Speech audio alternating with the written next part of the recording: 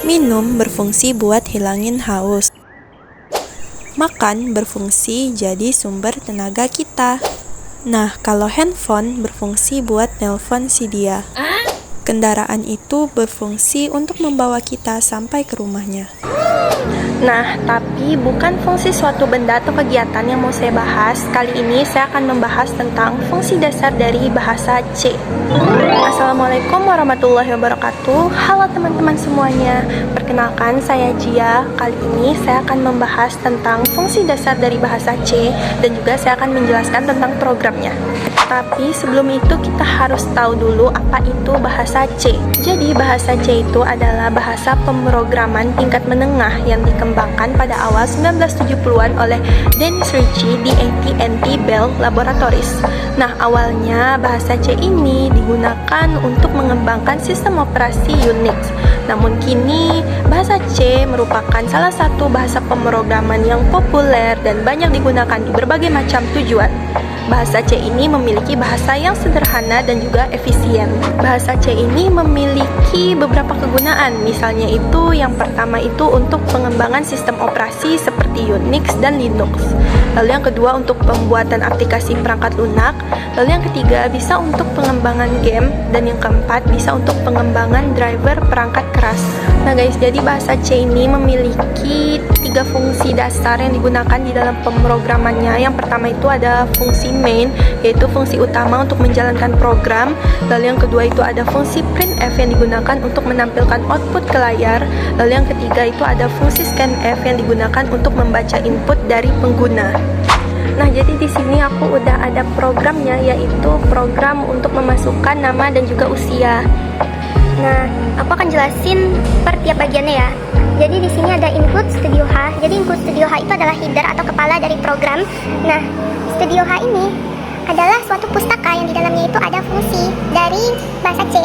Jadi dalam Studio H itu ada fungsi printf dan scanf. Jika kita tidak memasukkan Studio H, maka nantinya printf tidak bisa untuk menampilkan output ke layar. Begitupun juga dengan scanf tidak bisa untuk membaca input dari pengguna. Maka artinya fungsi printf dan scanf itu tidak dapat dikenali oleh compiler. Nah, selanjutnya itu ada int main. Int main itu adalah fungsi utama dari program tersebut dijalankan ya. Jadi int-nya itu menyatakan integer atau nantinya hal yang akan kita masukkan atau program yang akan kita input atau isinya itu nanti kita akan memasukkan bilangan integer atau bilangan bulat. Maka itu kita akan masukkan int atau kita akan mengembalikan nilai bulat ya guys. Nah, ini ada kurung perawal terbuka. Kurung perawal terbuka itu artinya yaitu fungsi blok kode dari fungsi main. Jadi ini menyatakan bahwa fungsi main itu dimulai ya guys. Nah, selanjutnya itu ada char nama. Char nama ini ya. Jadi char nama itu bahwa nantinya dalam program itu kita bisa memasukkan karakter berupa nama dan itu batasnya itu ada 100 karakter. Selanjutnya itu ada int usia. Jadi nantinya kita bisa memasukkan usia di dalam program ini berupa integer atau bilangan bulat. Nah, lanjut ada printf nama. Jadi printf nama ini nantinya kita akan menampilkan teks di output layar berupa tulisan nama. Nah, di scanf %s nama ini nantinya kita bisa memasukkan input dari nama. Jadi kita memasukkan nama, yaitu %s itu menyatakan string atau karakter itu berupa nama itu ya guys. Selanjutnya itu ada printf usia. Jadi printf usia ini nanti akan menampilkan teks usia di output layar kita nanti. Dan ini scanf sama seperti scanf yang di atas. Jadi kita bisa memasukkan usia berupa persen atau integer. Jadi usia yang kita masukkan itu adalah bilangan bulat. Selanjutnya ini yang kedua nih, ada printf nama %s nama, printf usia tahun usia. Ini nantinya akan menampilkan input yang sudah kita masukkan itu ya. Lalu return O ini menyatakan bahwa program yang kita lakukan itu berhasil dan sukses. Dan tutup kerawal ini artinya program dari main itu selesai ya, menutup blok kode atau mengakhiri program. Lanjut kita akan bahas tentang output layarnya. Ini sudah kita build and run. Nah, lalu ini ada nama di outputnya. Ini ada karena kita memasukkan printf nama tadi. Itu dia akan menghasilkan teks di output layar itu berupa tulisan nama. Di sini kita bisa memasukkan karakter berupa nama, yaitu Jia aja deh. Nah, terus usia sama seperti nama tadi. Ini karena kita memasukkan printf usia, maka ditampilkanlah teks usia di output layar. Bisa kita masukkan umur berupa integer atau bilangan bulat 19. Nah, nanti dia akan menghasilkan ini yang sudah kita input, nama Jia usia 19 tahun di printf 2 terakhir tadi.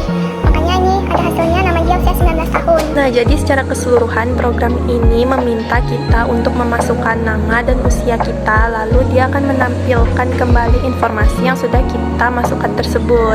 Nah, mungkin itu yang bisa saya sampaikan pada video kali ini. Nah, dengan banyak kegunaan dari bahasa C, maka mulai sekarang kita harus mulai mengasah kemampuan kita dalam pemrograman bahasa C, dimulai dengan mengetahui fungsi-fungsi dasarnya terlebih dahulu. Semoga dengan video ini bisa menjadi awal mula kalian untuk mengetahui bagaimana fungsi-fungsi dasar dari bahasa C. Nah, sekian yang dapat saya sampaikan, semoga bermanfaat. Saya akhiri dengan Assalamualaikum warahmatullahi wabarakatuh. Bye-bye.